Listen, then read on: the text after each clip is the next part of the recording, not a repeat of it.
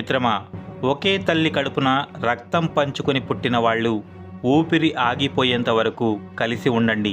ఆస్తుల కోసం, అంతస్తుల కోసం చిన్న చిన్న మనస్పర్ధలను సాకుగా ఉంచుకొని పగలు ప్రతీకారాలు పెంచుకొని మాటలు లేకుండా దూరంగా ఉండకండి. ఈ జన్మలో అన్నదమ్ములుగా, అన్న చెల్లెళ్ళుగా పుట్టిన వాళ్ళు మరు జన్మలో ఎవరు ఎక్కడ పుడతారో ఎవరికీ తెలియదు.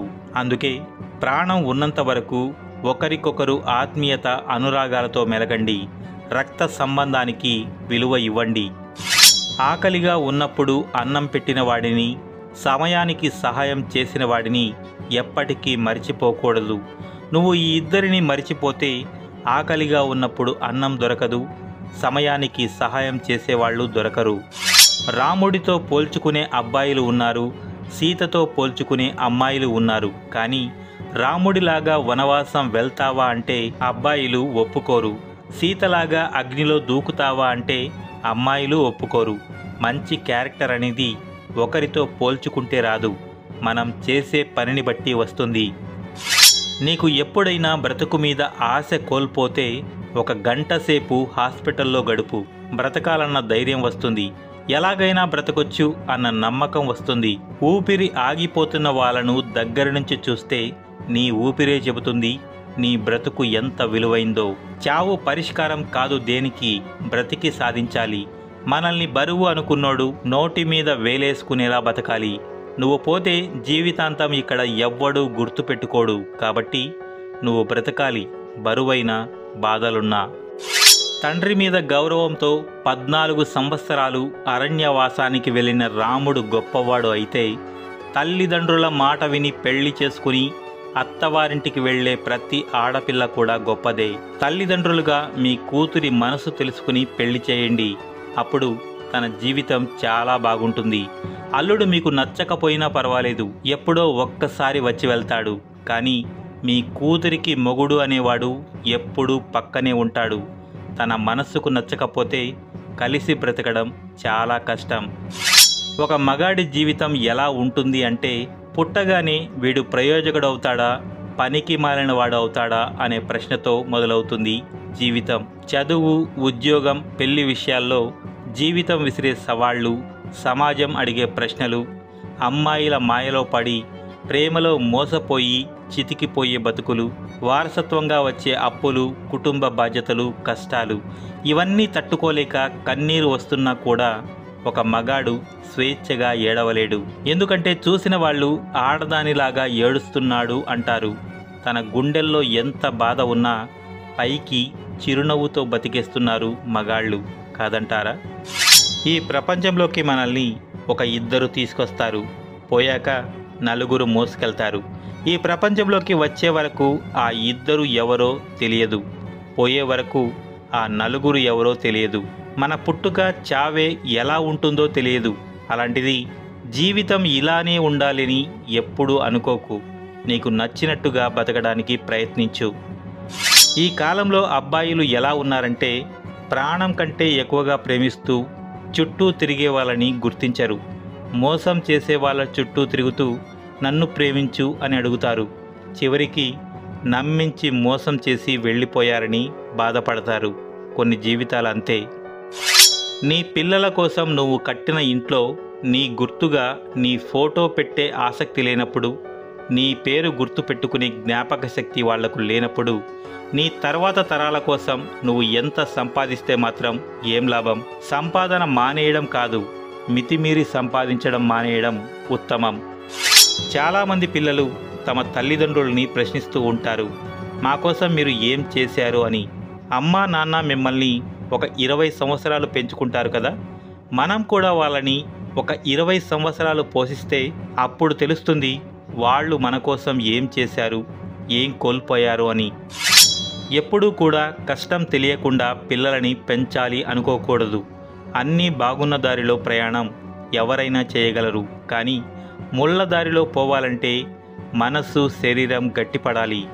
నువ్వు వారికిచ్చే ప్రతి సౌకర్యంలో నీ కష్టం ఎంతుందో వారికి తెలియచేయాలి. అప్పుడే వారికి జీవితం అంటే ఒక ఛాలెంజ్ అని అర్థమవుతుంది. మనిషికి మరణం అనేది విచిత్రమైనది. ఇంటి నిండా ఆస్తులున్న కోటీశ్వరుడు అసలు మరణం ఎందుకు వస్తుందో తెలియక ఏడుస్తున్నాడు. అదే ఇంటి నిండా కష్టాలు ఉన్న పేదవాడు చావు ఎప్పుడు వస్తుందో అని ఎదురు చూస్తూ ఉన్నాడు. మనిషి ఎక్కడ గెలిచిపోతాడో, ఎక్కడ అలసిపోతాడో ఎవరికీ తెలియదు. కానీ మట్టిలోకి మాత్రం మనశ్శాంతి లేకుండా వెళుతున్నాడు. కోపంగా ఉంటే నాన్నకు ప్రేమ లేదు అనుకుంటారు. మౌనంగా ఉంటే మాట్లాడడం ఇష్టం లేదు అనుకుంటారు. గట్టిగా చెబుతుంటే నాన్నకు ఆప్యాయత లేదు అనుకుంటారు. ఆజ్ఞలు వేస్తుంటే ఇదేంటి అని బాధపడతారు.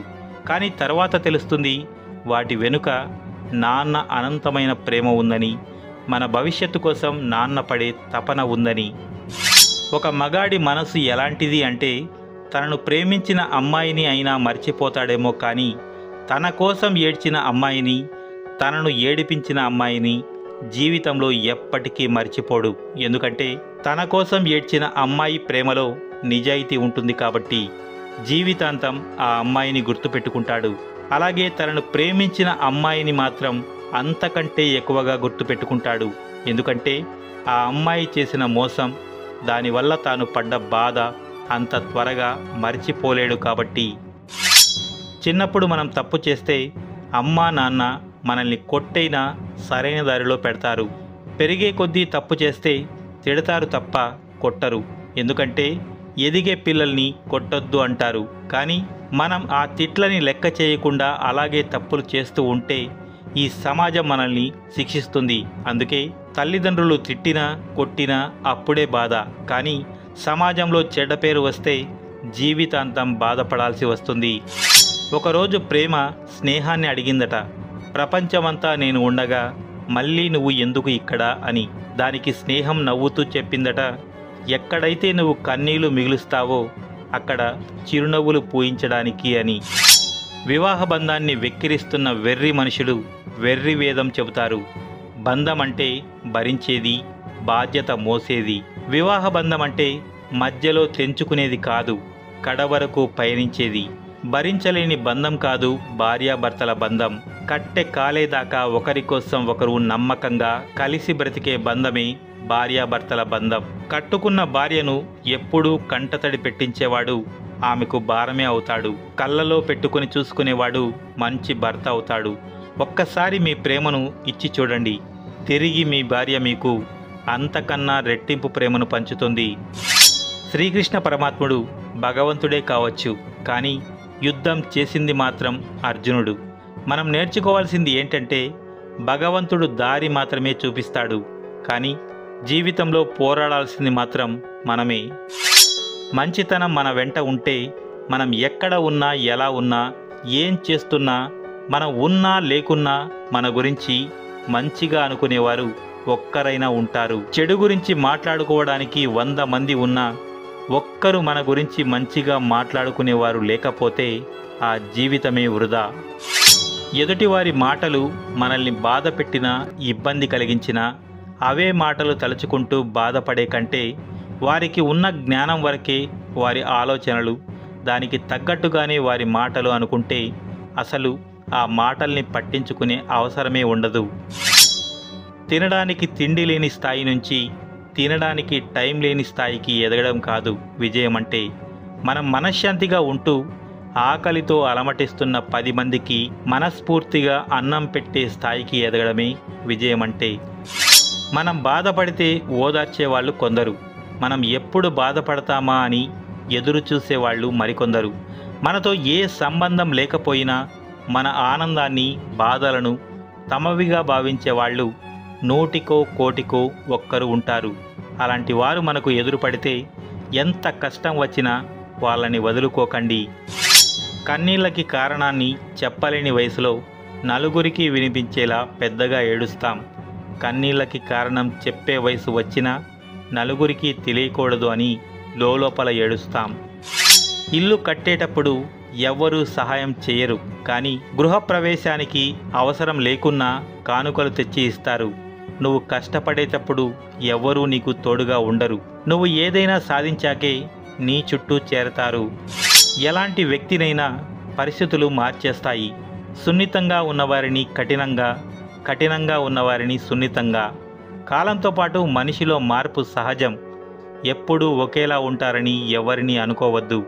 ఒకరి మీద అంచనాలు పెట్టుకుని బాధపడడం కన్నా ముందు మనల్ని మనం నమ్ముకోవాలి. గొప్పవాళ్ళు అందరూ మనవాళ్ళైతే బాగుండు అనుకుంటాం, కానీ మనవాడు గొప్పవాడైతే తట్టుకోలేం. ఇదే నేటి సమాజం. నువ్వు కింద పడితే పట్టించుకోరు, పైకి ఎదిగితే జీర్ణించుకోలేరు. నీ చుట్టూ ఉన్నవాళ్లే నీకు శత్రువులు. మన ముందు మంచిగా ఉంటారు, వెనక నుంచి వెన్నుపోటు పొడుస్తారు. నీకంటే లేనివాడిని చూసి ఎగతాళిగా నవ్వుకోకు, ఉన్నవాడిని చూసి కుళ్ళుతో ఏడవకు. ఎవరితోనూ ఏ విషయంలోనూ పోల్చుకోకు. కుదిరితే కావలసినంత సంపాదించుకో, లేకుంటే ఉన్నదానితో సంతోషంగా బ్రతకడం అలవాటు చేసుకో. గ్యారంటీ వారంటీ లేని ఈ లైఫ్లో పనికి మాలిన విషయాల గురించి బాధపడుతూ టైం వేస్ట్ చేసుకోకు. వెదజల్లిన అన్ని విత్తనాలు మొక్కలు కాలేవు, అన్ని మొక్కలు చెట్లు కాలేవు, అన్ని చెట్లు పండ్లని ఇవ్వలేవు. అలాగే జీవితంలో కూడా అన్ని పరిచయాలు బంధాలు కాలేవు. కొన్ని జ్ఞాపకాలుగాను మరికొన్ని గాయాలుగాను మిగిలిపోతాయి. జీవితంలో సుఖంగా ఉండాలంటే 3 విషయాలను గుర్తుపెట్టుకోండి. 1. జరిగిన వాటిని మరిచిపోవాలి. 2. జరుగుతున్న వాటిని గమనించాలి. 3. జరగబోయే వాటికి సిద్ధంగా ఉండాలి.